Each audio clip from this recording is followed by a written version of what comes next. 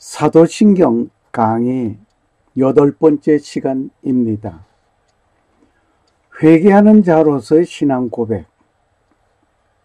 오늘 사도신경 강의 8번째에 말하고자 하는 것은 회개하는 자로서 신앙 고백을 하기를 하나님 아버지를 내가 믿사오며 입니다. 예수님께서 공생에 시작하기 전에 첫 외침이 회개하라 하고 했습니다. 침례 요한 역시 회개하라고 외쳤습니다. 회개는 예수님을 만나면서 제일 먼저 취하는 행위입니다. 오늘 우리는 회개하는 자로서 신앙을 고백하는 자가 되어야 하겠습니다. 지금 우리는 사도신경으로 신앙을 고백하는 시간을 먼저 가지겠습니다. 전능하사 천지를 만드신 하나님 아버지를 내가 믿사오며 그 외아들 우리 주 예수 그리스도를 믿사오니 이는 성령으로 잉태하사 동정녀 마리아에게 나시고 본디오 빌라도에게 고난을 받으사 십자가에 못 박혀 죽으시고 장사한 지 사흘 만에 죽은 자 가운데서 다시 살아나시며 하늘에 오르사 전능하신 하나님 우편에 앉아 계시다가 저리로서 산 자와 죽은 자를 심판하려 오시리라. 성령을 믿사오며 거룩한 공예와 성도가 서로 교통하는 것과 죄를 사하여 주시는 것과 몸이 다시 사는 것과 영원히 사는 것을 믿사옵나이다. 아멘. 어떤 누구는 이 사도신경을 잘못된 것이라고 말하며 사도신경을 하는 자는 이단인 운운을 하는 사람도 있습니다. 그러나 사도신경은 신앙의 가장 기본이 되는 필수적인 고백이기도 합니다. 먼저 본문을 읽겠습니다. 그때부터 예수님께서 선포하기 시작하여 이르시되 회개하라 하늘의 왕국이 가까이 왔느니라 하시니라. 마태복음 4장 17절 말씀입니다. 회개라고 하면 중생한 심령이 중생과 동시에 또는 계속적으로 생기는 생의 전환점입니다. 구원받은 자로서 합당한 생활을 영위하는 상태입니다. 회개는 천국에 입성하기 위한 필수적인 것입니다. 곧 회개는 죄를 뉘우치는 것으로 회개가 아닙니다. 그 잘못을 뉘우치고 다시는 그러한 것과 상관없이 완전히 180도로 돌아서야 하는 것입니다. 이런 가운데에서 내가 하나님 아버지를 내가 믿사오며 라고 신앙 고백하는 것은 사도신경은 신앙의 표준이 되기 때문입니다. 회개하는 자로서의 신앙 고백을 오늘 여러분과 내가 해야 하겠습니다. 나만 장군을 보겠습니다. 이 나만 장군, 그가 자기의 온 무리와 함께 하나님의 사람에게 돌아가서 나아가 그 앞에 서서 이르되 보소서 내가 이제 이스라엘 외에는 온 땅에 하나님이 없는 줄을 아나이다. 열왕기 하 5장 15절에 기록된 말씀 봤습니다. 이 나만 장군 하면 우리가 잘 알지요. 문둥병이 걸려있는 그가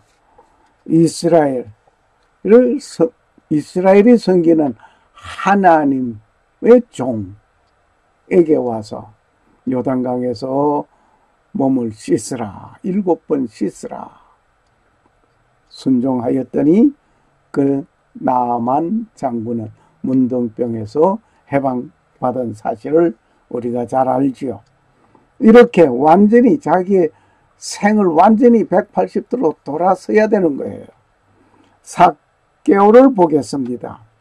삭개오가 서서 주께 이르되 주여 보소서 내가 내 재물의 절반을 가난한 사람들에게 주겠사오며 만일 내가 거짓 고소하여 어떤 사람에게서 무엇이든지 빼앗았으면 그에게 내 4배로 갚겠나이다 하며 예수님께서 그에게 이르되 그도 아브라함의 자손인즉 이날 구원이 이 집에 이르렀도다. 누가복음 19장 8절 9절 말씀이었습니다. 이 삭개오는 바로 지금까지의 삶을 완전히 정리하고 돌아선 인물이었습니다. 그리고 구서 내시를 보겠습니다. 구서 내시 그들이 계속해서 길을 가다가 어떤 물의 이름에 내시가 이르되 보라 여기에 물이 있으니 무엇이 내게 침례 받는 것에 방해하리요 하며 빌립이 이르되 만일 그대가 마음을 다하여 믿으면 받을 수 있으리라 하니 그가 응답하여 이르되 예수 그리스도께서 하나님의 아들이심을 내가 믿노라 하니라. 사도행전 8장 36절 37절 말씀이었습니다. 이 구서내시는 말씀을 듣고 예수 그리스도가 하나님의 아들임을 믿는 그 고백으로 인해서 그는 완전히 자기의 삶을 정리하고 새로운 믿음의 길로 들어섰습니다. 그리고 사울을 보겠습니다. 그가 이르되 주여 누구시니까 하니 주께서 이르시되 나는 네가 핍박하는 예수라. 가시체를 걷어차기가 네게 고생이니라 하시거늘 사도행전 9장 5절 말씀이었습니다. 이 사울은 예수님을 믿는다는 사람들을 잡아오게 가두고 예루살렘에 끌고 오기 위하여 다메섹을 향하여 가던 중에 예수님께서 강한 빛으로 나타나셨습니다. 사울은 변하여 바울이 되었습니다. 핍박자가 변하여서 복음 전하는 자가 되었습니다. 이렇게 자기의 생을 완전히 뒤집어 버려야 됩니다. 베드로를 볼까요? 베드로는 설교를 듣던 사람들을 봅니다. 이제 그들이 이 말을 듣고 마음속에 찔려 베드로와 나머지 사도들에게 이르되 사람들아 형제들아 우리가 어찌할까 하거늘 이에 베드로가 그들에게 이르되 회개하고 너희 각 사람이 예수 그리스도의 이름으로 침례를 받아 죄들을 사면을 얻으라. 그리하면 너희가 성령님을 선물로 받으리라. 사도행전 2장 37절 38절이었습니다. 이 베드로의 설교를 듣던 사람들의 양심에 찔렸습니다. 우리 어찌할꼬 어떻게 할꼬 하고 걱정을 하는데 베드로는 회개하고 각 사람이 예수 그리스도의 이름으로 침례를 받으라고 하였습니다. 죄 사함을 받으라고 하였습니다. 그때 성령님이 선물을 받게 되는 놀라운 일이 이루어집니다. 오늘 이러한 가운데에서 자기의 삶을 완전히 정리하고 다른 새로운 삶으로 세상 삶 속에서 하나님의 사람으로 바뀌어지는 일이 되어져야 하는 것입니다. 이게 바울이 투옥당한 가운데에서 옥중에서 찬양하던 그 결과를 한번 보겠습니다. 이들을 데리고 나와 이르되 선생들이여 내가 무엇을 하여야 구원을 받으리까 하거늘 그들이 이르되 주 예수 그리스도를 믿으라. 그러면 네가 구원을 받고 내 집이 구원을 받으리라 하여 주의 말씀을 그와 그의 집에 있던 모든 사람에게 말하니라. 사도행전 16장 29절에서 32절을 참고하시면 되시겠습니다. 사도 바울이 얼마만큼 변했습니까? 예수 믿는 자를 핍박하여 잡아 때리고 옥에 가두고 죽이고 하기 위해서 다메섹으로 향하여 가던 그는 완전히 변화해져서 복음을 전하고 하나님을 찬양하게 되는 자가, 그 투옥을 당했을 때 감옥에 가두던 자가 투옥을 당했습니다. 그 투옥된 그 자리에서 찬송을 부릅니다. 그 밤중에 옥문이 열렸습니다. 다 도망간 죄수들이 도망간 줄 알고 자기를 하려고 하던 그들을 향하여 우리가 다 여기 있으니 그러지 말라고 만류합니다. 이때 옥사장 이하 모든 사람들이 예수를 믿게 되는 이런 일이 되어졌던 것입니다. 므낫세를 보겠습니다. 그가 고통 중에 있을 때에 자기 하나님께 간청하고 자기 조상들의 하나님 앞에서 크게 자기를 낮춰 그들에게 기도하였으므로 그분께서 그의 간청하는 말을 받으시고 그의 간구를 들으사 그를 다시 예루살렘으로 그의 왕국으로 데려오심에 그때에 므낫세가 그분께서 하나님이신 줄을 알았더라. 역대하 33장 12절 13절이었습니다. 그러기 전에 하나님을 몰랐던 므낫세가 하나님을 알게 됐단 말이에요. 모르던 자가 알게 됐단 말이에요. 하나님 이외에 살던 사람이 하나님 만나게 되고 하나님인 줄 알고 하나님을 섬기는 자가 되었다 말입니다. 그 이외에도 많은 사람들이 여러 사람들의 회개한 자들의 생활을 볼 수 있겠지만은 이 정도로 나열하고 지나가겠습니다. 그러면 회개의 종류는 어떤 종류들이 있는가? 회개의 종류는 어떤 종류가 있는가? 여기서 한번 우리가 생각해 보겠습니다. 회개에는 기본적 회개가 있습니다. 기본적인 회개가 있고 그리고 일반 회개가 있습니다. 그러니까 기본적인 회개가 있고 일반 회개가 있다. 두 개가 있습니다. 그럼 기본적인 회개에 있어서는 이는 생애에 단 한 번 있는 일입니다. 사울이 다메섹 도상에서 주님을 만난 일입니다.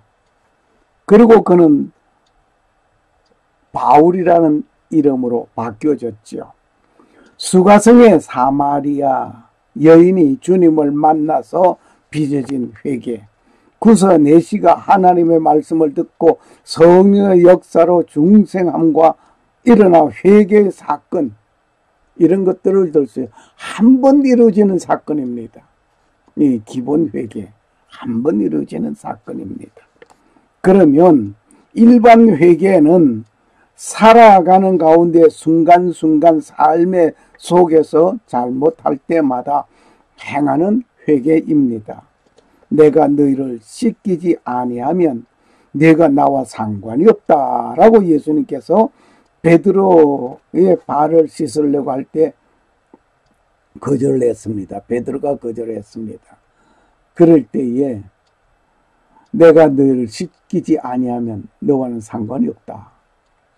예, 그러니까 베드로는 또 그러면 내가 몸 전체를 씻겨달라고 달라듭니다. 순간순간 어느 때든지 잘못을 회개하는 자가 되어져야 돼. 그러니까 기본 회개는 일평생에 한 번 하는 것이고 일반 회개는 순간순간 잘못할 때마다 회개하는 것입니다. 예수님께서 그에게 이르시되 이미 씻긴 자는 모든 것이 깨끗함으로 발밖에 씻을 필요가 없느니라.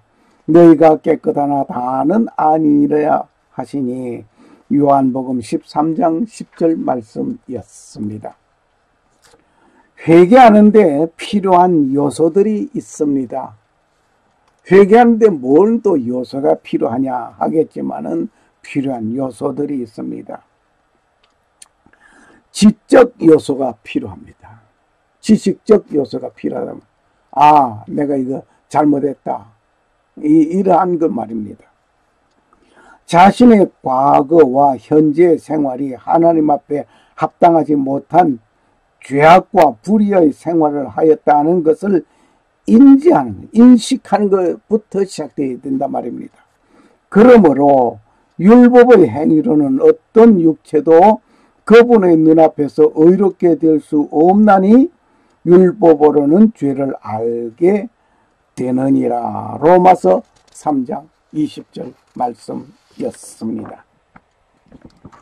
그러면 이 지식적인 요소가 필요했다면 다음 감정적인 요소가 필요합니다. 감정적인 요소.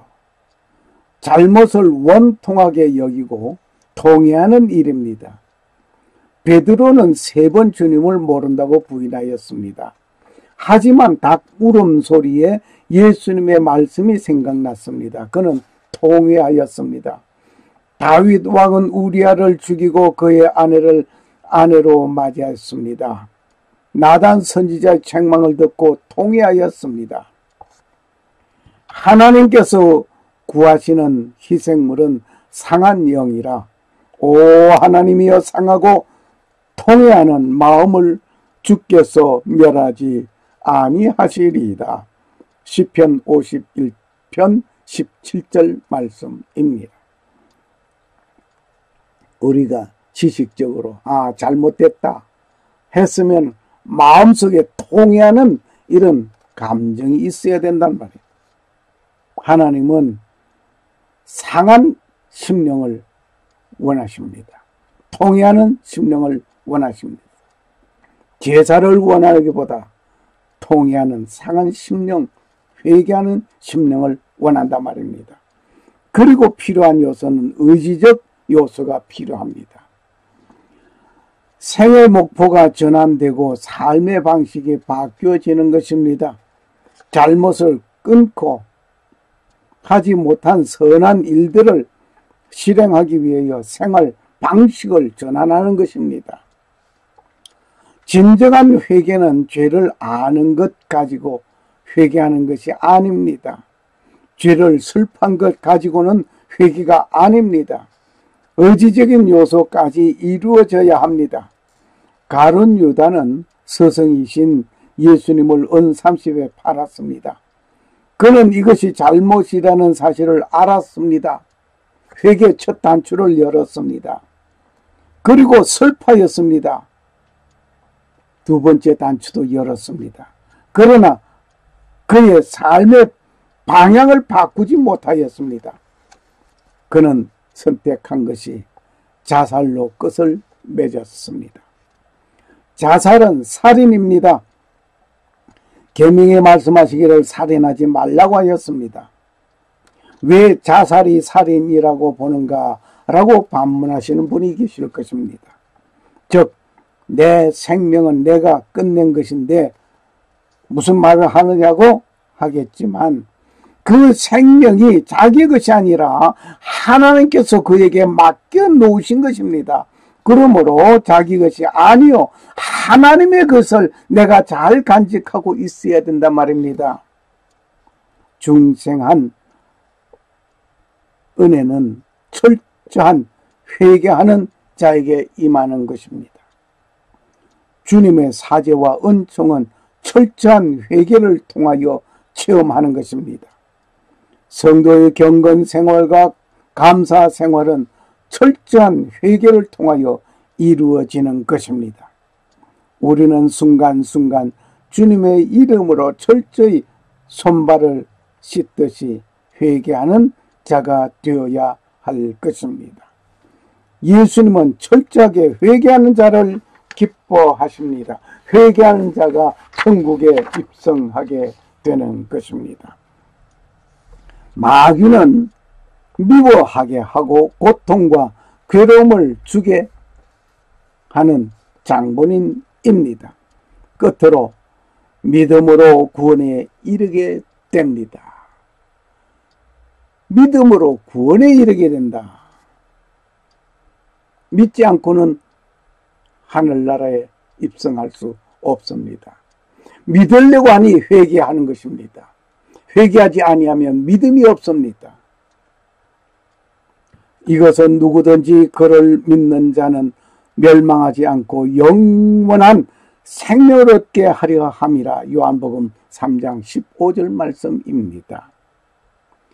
나를 보내신 분의 뜻은 이것이니 곧 아들을 보고 그를 믿는 모든 자가 영존하는 생명을 얻는 것이라. 마지막 날에 내가 그를 일으키리라 하심이라. 요한복음 6장 40절 말씀. 하나님께서 아들 독생자 예수 그리스도를 보내었습니다. 그 보내신 분의 뜻이 뭐냐? 왜 보냈느냐? 아들을 보고 믿게 하기 위한 것입니다. 아들을 보고 믿는 모든 자는 영존하는 영생을 얻는 것이라고 했습니다. 그 모두가 아들 예수 그리스도를 믿고 영생함을 얻는 것이 아버지의 뜻이라 말입니다. 주님 뜻대로 살기로 했네 라고 하면서 무엇이 주님의 뜻인지 궁금해서 철야 기도를 하는 사람이 있고 산에 가서 산기도하는 사람이 있고 뭐 여기서 저기서 무척 하나님의 뜻이 무엇이냐고 그러면서 찾아 헤매는 사람이 있고 또 상담하러 다니는 사람도 있는 것을 저는 압니다. 그래 아버지의 뜻이 뭐냐? 바로 여기에 요한복음 6장 40절에 나타나 있습니다. 나를 보내신 분의 뜻은 아버지의 뜻은 무엇이냐고 하면 아들을 보고 그를 믿는 모든 자가 영생을 얻는 것, 이것이 아버지의 뜻이에요. 믿음의 생활로서 행함으로 얻는 것은 상급입니다. 내가 믿음으로 믿음 생활을 하면서 뭐 구제하고 봉사하고 뭐 여러 가지 하늘 잡다 하는 믿음의 생활하는 이 모든 것은 상급이라 말입니다. 구원과는 상관없습니다.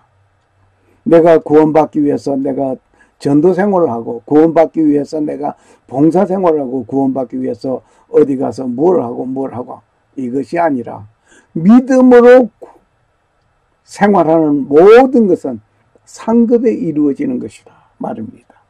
또 누구든지 제자의 이름으로 이 작은 자들 중 하나에게 찬물 한 잔이라도 주어 마시게 하면 진실로 내가 너에게 이르노니 그가 결코 자기 상을 잃지 아니하리라. 마태복음 10장 42절 말씀. 소자에게 냉수 한 그릇 주는 거 결코 보상해 주신다는 말씀입니다. 회개하는 자로서 신앙 고백은 전능하사 천지를 만드신 하나님 아버지를 내가 믿사오며입니다. 오늘 회개하는 자로서의 신앙 고백을 하는 여러분과 내가 되어져야 되겠습니다. 심판때에 니느웨 사람들이 이 세대와 함께 일어나 이 세대를 정죄하리니 이는 그들이 요나의 선포로 인해 회개하였기 때문이거니와 보라 요나보다 더 큰 이가 여기 있느니라. 마태복음 12장 1절 말씀. 요나보다 더 큰 이가 여기 있다고 예수님께서 스스로 말씀하셨습니다. 회개하라. 회개하지 않는, 그 회개하지 않는 자들을 향해서 요나를 들어서 외치신 주님의 말씀이었습니다. 샬롬. 감사합니다.